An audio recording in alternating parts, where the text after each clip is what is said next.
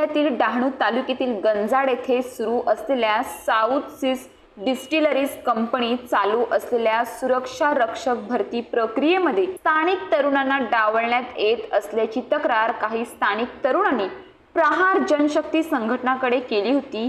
या तक्रारीची गंभीर दखल घेत प्रहार संघटनेचे पालघर ग्रामीण अध्यक्ष निलेश कासट, डहाणू तालुका सचिव जितेश पाचलकर, सुदाम कदम व इतर पदाधिकाऱ्यांनी कंपनीमध्ये थेट भेट देऊन व्यवस्थापनाशी चर्चा केली। कंपनीचे व्यवस्थापक अशोक राजपूत यांनी शिष्टमंडळाशी बोलताना स्पष्ट केले की दारू उत्पादन विभागाला स्थानिक कामगार घेतले आहेत, मात्र सिक्युरिटी गार्डसाठी जबाबदारी ठेका कंपनीकडे सोपवली आहे। आम्ही त्यांना सूचित केले आहे की गंजाड, रायतळ येथील स्थानिक तरुण घेऊ नयेत, कारण त्यांच्यावर चोरीचे आरोप असून काही जणांवर पोलीस स्टेशनमध्ये गुन्हेही दाखल आहेत। त्यामुळे आम्ही वरील गावातील तरुणांना नकार दिला आहे।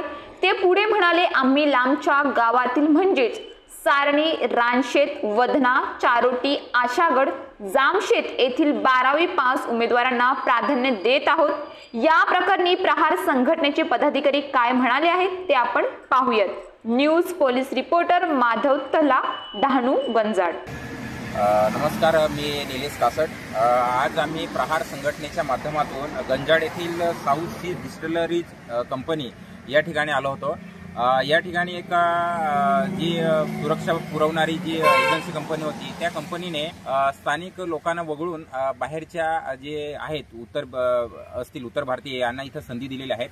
तर आमच्या प्रहार संघटनेच्या वतीने आज आम्ही मॅनेजमेंटला भेटलो या ठिकाणी। ही कंपनी स्थानिक आहेत, या डहाणू तालुक्यात आहेत, तर इथल्या लोकांना, इथल्या युवकांना, बेरोजगारांना इथं संधी दिली पाहिजेत। मात्र ही जी एजन्सी कंपनी आहे यांनी मॅनेजमेंट सोबत त्यांचं मिसकम्युनिकेशन झालेलं होतं। जेव्हा आम्ही मॅनेजमेंटला भेटलो त्यावेळेस त्यांनी सांगितलं की आम्ही स्थानिकांनाच प्राधान्य दिलेलं आहे आणि जी कंपनी बाहेरच्या माणसांना भरलेली आहे त्या कंपनीचा आम्ही जो ठेका आहे तो येत्या काळामध्ये 2-4 दिवसामध्ये आम्ही रद्द करणार आहोत आणि नवीन एजन्सीला देणार आहोत। त्या ठिकाणी आपण स्थानिकांनाच प्राधान्य देणार आहोत आणि त्या एजन्सी कंपनीला पण सांगणार आहोत।